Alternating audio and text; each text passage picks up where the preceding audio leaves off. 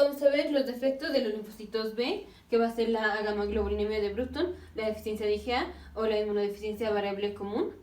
En la gamaglobulinemia de Bruton, esto va a ser por un defecto en el gen BKT. Esto es de la tirosin quinasa. Este es una enzima que pone fosfatos, o sea, quinasas que pega fosfatos, y tirosina es que es de los residuos de tirosina. Entonces esta proteína fosforila a los residuos de tirosina y esto promueve la formación de los anticuerpos. Entonces, si tenemos deficiencia de la proteína tirosin quinasa, todas las inmunoglobulinas, todas, incluyendo la IgM, que es la primera que se produce después de una infección, todas las inmunoglobulinas van a estar disminuidas. Estos pacientes no van a tener centros germinales, o sea, si sacamos biopsia de un nodo linfático, no van a tener centros germinales. Estos pacientes, si no tienen inmunoglobulinas, entonces no tienen anticuerpos, entonces no tienen con qué combatir las infecciones, entonces van a tener infecciones recurrentes, principalmente con bacterias y con parásitos. En general, las inmunodeficiencias que son por linfocitos B, las infecciones recurrentes son con bacterias y con parásitos. Si son con linfocitos T, en general son con virus o con hongos.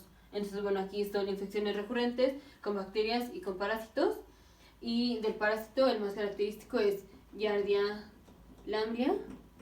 Y los pacientes se van a presentar con diarrea crónica. Pero igual siempre que hay un paciente o bueno, un recién nacido con diarrea crónica, hay que pensar que puede haber sido infectado con VIH. Estos pacientes se van a presentar como de 6 a 9 meses de edad, porque como a partir de los 6 meses es cuando las inmunoglobulinas de la madre que se pasaron al niño disminuyen. Que bueno, nada más es la IgG es la única que cruza la placenta, pero como a los 6 meses empieza a disminuir y entonces es cuando ya se empieza a manifestar la enfermedad. Y nada más afecta a niños, nada más a los hombres, porque es una enfermedad ligada al cromosoma X. Entonces, como las niñas tienen 2 cromosomas X, si heredan un cromosoma que tiene la mutación, no pasa nada porque tienen el otro para compensar. Pero si son los niños, tienen un cromosoma X y un cromosoma Y. Si tienen una mutación en el cromosoma X, ya no tienen con qué compensar. Entonces, las mujeres pueden ser portadoras de la enfermedad, pero nada más se va a presentar en los niños. Entonces, aquí lo podemos pensar como todo en B. B de gamaglobulinemia de Bruton y se presenta en niños, que en inglés es boys. Y no van a tener centros germinales y van a tener infecciones recurrentes con bacterias y con parásitos, especialmente con Giardia lamblia, y es por un defecto del gen BKT que codifica para la proteína tirosin quinasa. A estos pacientes el tratamiento es que se les den inmunoglobulinas y están contraindicadas las vacunas que son atenuadas. La deficiencia de IgA, bueno, aquí entonces vamos a tener disminución en la IgA. Esto puede ser así que el paciente nada más tenga deficiencia de IgA o asociado a otra, por ejemplo la ataxia-telangiectasia, entonces estaría asociada con las otras cosas que tenga esa enfermedad, o por ejemplo los pacientes que tienen enfermedad celíaca, estos pacientes producen una inmunoglobulina E en contra de la IgA, aparte de que también en contra de la transglutaminasa y todo esto, entonces vamos a tener disminución en la IgA. Estos pacientes van a tener infecciones principalmente respiratorias, o del tracto gastrointestinal, porque ahí es en donde tenemos la IgA la secretamos a la mucosa respiratoria y a la mucosa del tracto gastrointestinal. Entonces, los pacientes con deficiencia de IgA van a tener infecciones recurrentes, por ejemplo, principalmente son asintomáticos, pero ya de las infecciones que tengan, las más comunes van a ser las respiratorias o las gastrointestinales. Estos pacientes se van a presentar con un patrón de enfermedad pulmonar, de EPOC, de enfermedad pulmonar obstructiva crónica. Entonces van a tener disminución en el ratio, en la razón del volumen de expiración forzada en un segundo. O sea, en una expiración forzada, ¿cuánto pueden expirar en un segundo?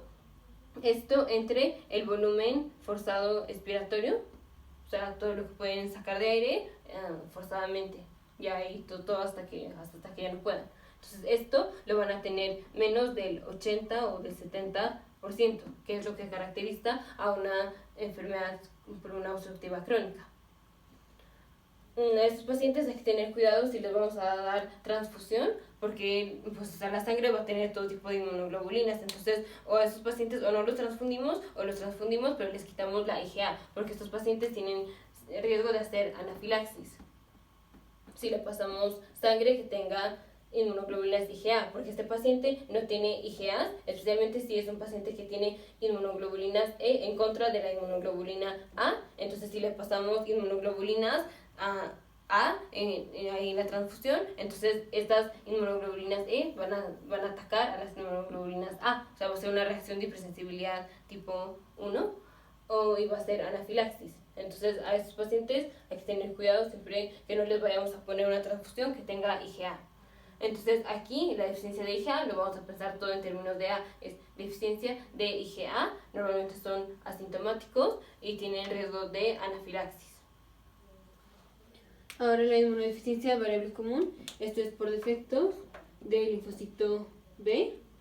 Aquí muy importante, estos pacientes se van a presentar como en edad adulta, como de 20 a 30 años, a diferencia de todas las otras inmunodeficiencias que se presentan como de 6 meses o como de 4, 5, 3 años.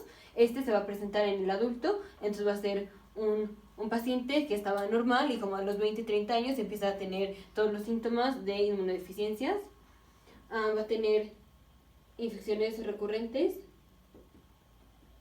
Si es por deficiencias, si tenemos deficiencia de linfocitos B, pues van a ser infecciones recurrentes más con bacterias y con parásitos.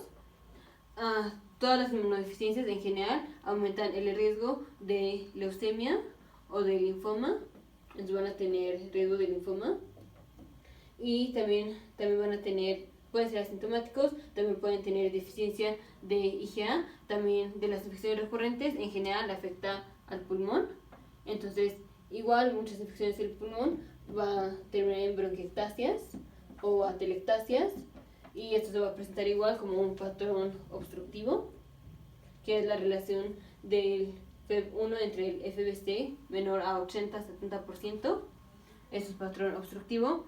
Y en general estos pacientes pues van a ser adultos que tengan, o sea, se presentan por ejemplo que tienen dificultad respiratoria, se les hace una espirometría, ven que la relación FEV1 a FBC es menor al 80% y le hacen una citometría de flujo en donde sacan los marcadores de las células y se ven las células. Entonces una citometría de flujo es más o menos así y nos va a decir cuántos linfocitos B tenemos dependiendo de sus marcadores. Los marcadores de los linfocitos B son CD19, CD20 y CD21.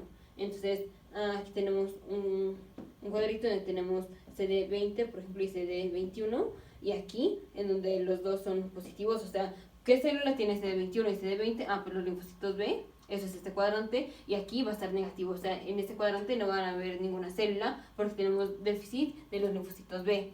Entonces, como lo más importante de la inmunodeficiencia variable común es que se va a presentar en adultos y que tiene riesgo de linfoma y de leucemia. Como todas tienen riesgo de enfermedades autoinmunes, una enfermedad autoinmune muy común que se asocia con la inmunodeficiencia variable común es la gastritis crónica autoinmune. Este defecto o mutación en las células parietales, o sea, es una reacción de hipersensibilidad tipo 4. Son anticuerpos en contra del factor intrínseco de la mucosa que producen las células parietales, pero no son los anticuerpos los que están haciendo el daño. O sea, los anticuerpos los usamos como parte del diagnóstico, pero en realidad es una hipersensibilidad tipo 4. O sea, los que están generando el daño son los linfocitos TSD4 que están atacando las células parietales del fondo y del cuerpo del estómago. Entonces vamos a tener disminución en el factor intrínseco de la mucosa y no vamos a poder absorber vitamina B12, entonces al paciente le va a dar anemia megaloblástica. Entonces es muy común que estos pacientes, aparte de la inmunodeficiencia que tienen y de todo el riesgo de infecciones que tengan, se presenten con anemia megaloblástica.